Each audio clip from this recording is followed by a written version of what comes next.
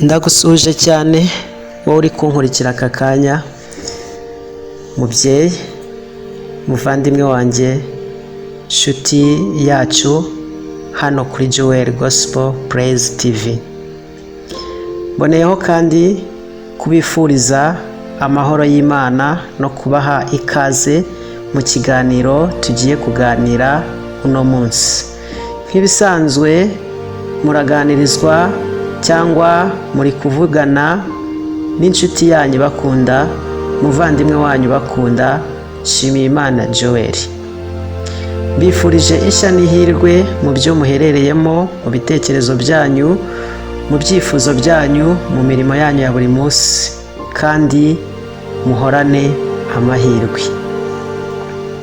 Nyemerera rero ngusabe muri kano kanya uze tubane mu kiganiro cyubaka, ikiganiro gikwiriye gutuma uba umuntu ukomeye, ushimwa n'abandi, kandi uhagaze ku rufatiro ruzima rwo kubana n'Imana.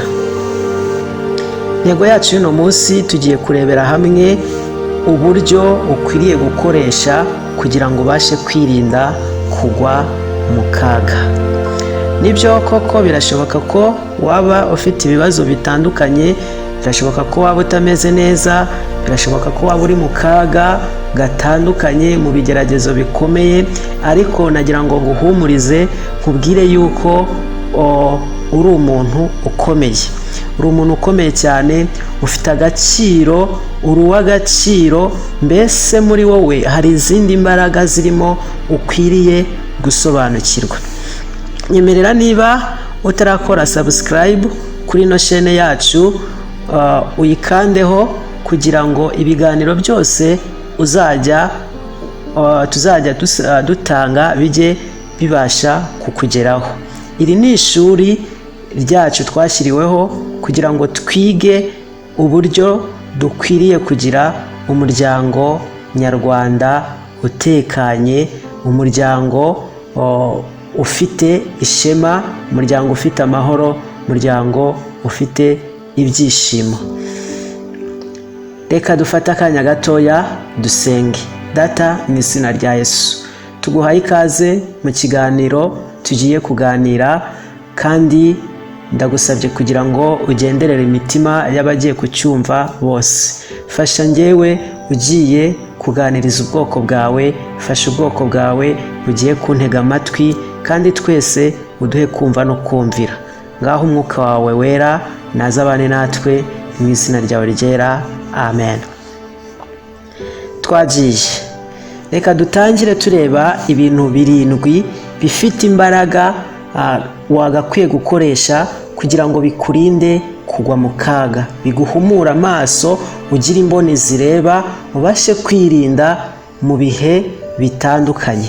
Ikintu cya mbere tugiye kurebaho gikwiriye kugufasha kugwa mu kaga cyangwa se kwisanga mu bibazo bikomeye ni iki gikurikira: gusenga no kugirana umubano ukomeye n'Imana.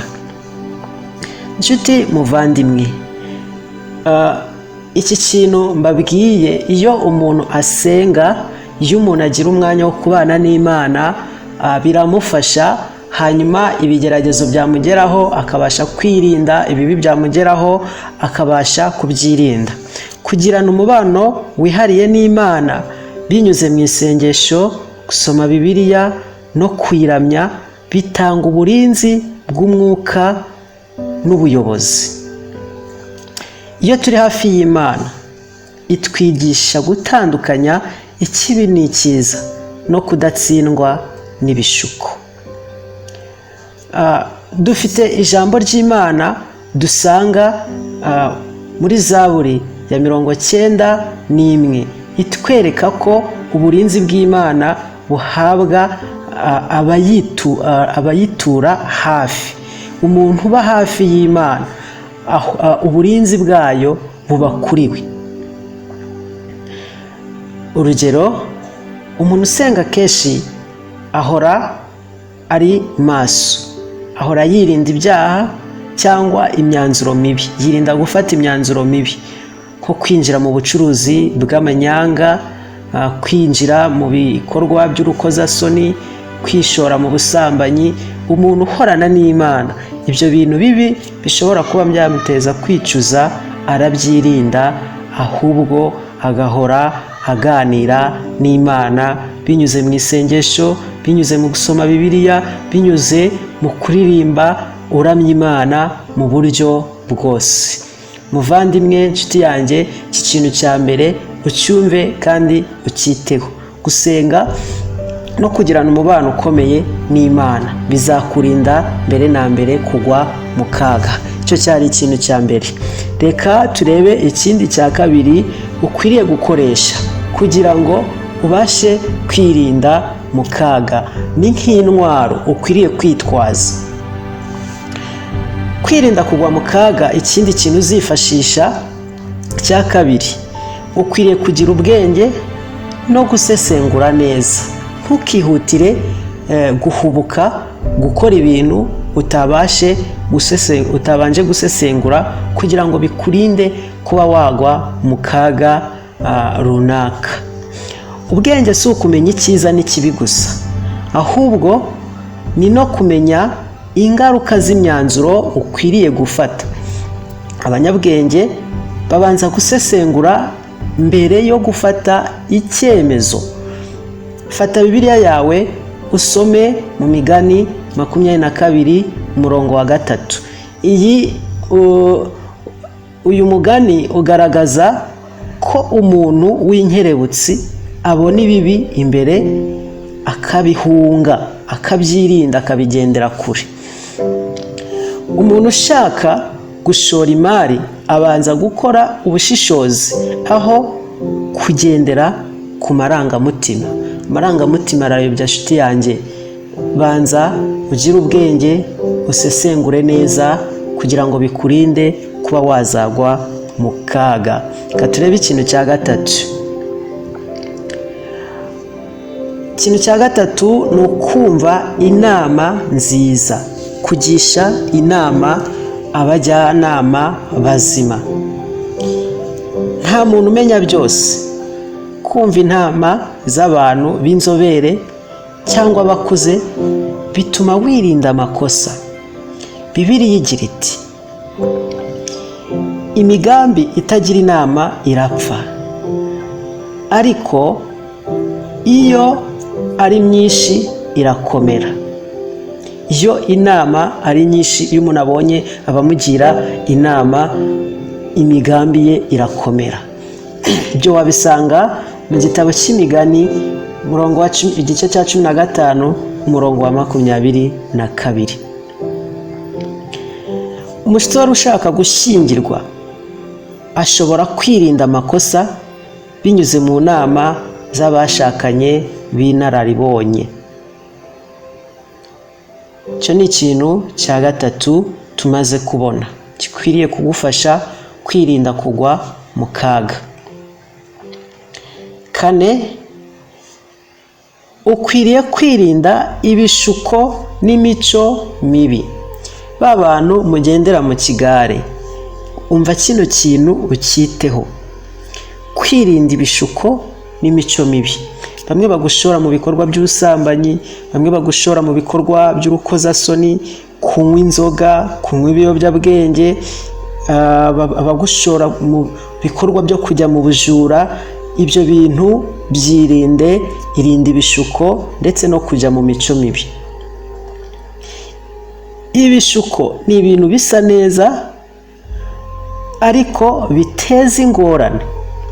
Aha twavuga nk'ubusambanyi, ubusinzi, ubujura n'irari ry'amafaranga. Ibyo byose byashegeshe ubuzima bw'abantu benshi muri ino si. Reka turebe icyo Bibiliya bivugaho. Mu rwandiko rwa mbere Pawulo intumwa yandikiye Abakorinto igice cya 15 umurongo wa 33.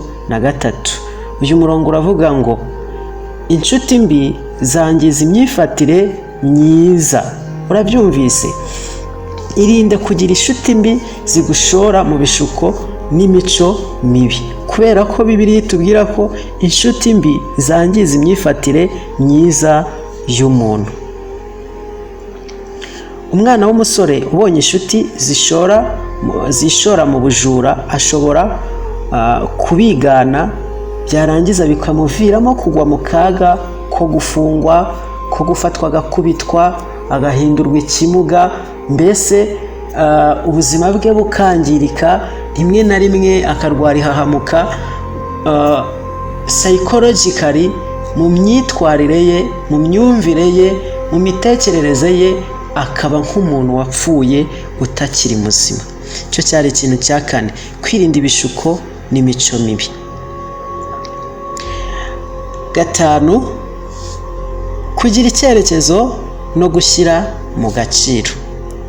Icyo ni ikintu cya gatanu gikwiriye kugufasha kwirinda kugwa mu kaga. Aho kugira ngo ugwe mu kaga, banza ugire icyerekezo kizima, hanyuma ushyire no mu gaciro, ubanze uyungurure, ubanze ushyire ku munzani. Icyerekezo gituma uhitamo neza. Iyo uzi aho ushaka kugera n'inzira iganayo, biragufasha kwirinda kuyobywa. Kugira ubushishozi bifasha gutandukanya icyiza n'ikibi. Umuntu wifuza kuba umuganga akuraho byose byamukura ku ntego, nko kwivanga mu ngeso mbi. Iki kintu muracyumvise, kugira icyerekezo no gushyira mu gaciro. Reka turebe ku kintu cya gatandatu, kumenya kunyurwa no kubaha amategeko. Mbere na mbere, nyurwa n'ibyo ufite kandi ubaha amategeko akugenga. Kumvira si intege nke, ahubwo ni ubwenge. Amategeko yo mu rugo, amategeko yo ku kazi cyangwa mu gihugu agamije kuturinda. Niyo mpamvu dukwiriye kuyubaha no kuyumvira, hanyuma tukanyurwa n'ibyo dufite. No mu by'Imana, amategeko yayo aduha amahoro n'uburinzi. Kubaha amategeko y'umuhanda birinda impanuka. Urwo ni urugero. Kubaha amategeko y'Imana bitanga imigisha. Muvandimwe, kurikiza kino kintu kizagufasha kwirinda kugwa mu kaga gatandukanye. Reka turebe ikintu cya nyuma mu byo nabateguriye, kuko nabateguriye ibintu 7. Ikintu cya nyuma cya 7 kiragira giti: kugisha inama abantu bizewe. Wita umwanya wawe ugisha inama abantu utizeye neza ko bazagufasha, bakakugira inama nzima. Iyo uri mu bibazo cyangwa mu cyemezo, mu gihe cyo gufata icyemezo gikomeye, ni byiza kugisha inama. Guhisha ibibazo bishobora gutuma ufata ibyemezo bibi. Imana ikoresha abantu ngo batugire inama nziza. Nshuti yanjye, muvandimwe wanjye, gisha inama abantu bizewe. Wirinde ba bandi bazagushuka, bakagushyira mu bishuko, bakakujyana mu mico mibi, bakakubwira gukora ibidakorwa, bikarangira uguye mu kaga gakomeye, ukagwa mu bibazo utifuzaga kugwamo. Umuntu ufite ikibazo cy'agahinda gakabije ashobora gukira abiganiriye n'inshuti cyangwa umujyanama mwiza. Iki kintu kirashoboka. Reka turebe umwanzuro wa kino kiganiro cyacu, ariko reka mbasubiremo izi ngingo mu buryo 7 bukwiriye kudufasha kwirinda kugwa mu kaga. Ikintu cya mbere, gusenga no kugirana umubano ukomeye n'Imana ni icya mbere. 2, ubwenge no gusesengura neza. 3, kumva inama nziza. 4, kwirinda ibishuko n'imico mibi. 5, kugira icyerekezo no gushyira mu gaciro. 6, kumenya kunyurwa no kubaha amategeko. 7, kugisha inama abantu bizewe. Umwanzuro: ibibazo byinshi ntibiza bitunguranye. Akenshi bitangira gahoro gahoro, binyuze mu myitwarire mibi no kwirengagiza inama. ariko niba dushikamye ku Mana tukirinda ibishuko tugashishoza kandi tukubaha amategeko, tuzabaho tudashora ubuzima bwacu mu kaga. Uyu mwanzuro reka tuwusubiremo. Ibibazo byinshi ntibiza bitunguranye, akenshi bitangira gahoro binyuze mu myitwarire mibi no kwirengagiza inama. Ariko niba dushikamye ku Mana tukirinda ibishuko tugashishoza kandi tukubaha amategeko, tuzabaho tudashora ubuzima bwacu mu kaga. Kurikiza izi nama nkugiriye nanjye nzikurikize, tuzabasha kubaho twirinda kugwa mu kaga, guhura n'ibibazo bitandukanye. Reka nsoze mwifuriza kugira amahoro, kugira impagarike n'ubugingo, kubaho wishimye, utekanye, ufite umuryango mwiza. Ndabashishikariza kandi kuzakurikirana ibiganiro tugiye gutangira vuba aha bivuga ku muryango utekanye kandi wishimye. Twarabitangiye ahubwo tugiye kubikomerezaho. Reka nkwibutse gukora subscribe, usharinge, ubisangize abandi bino biganiro, kuko ndabizi ko hari abantu bifasha kandi bigirira umumaro. Urakoze cyane, uri uw'agaciro, uri umuntu ukomeye, uri umuntu w'igitangaza mu maso y'Imana, hanyuma natwe tukugirireho umugisha. Naho ubutaha, Imana ibuzuza umunezero. Ndabakunda cyane.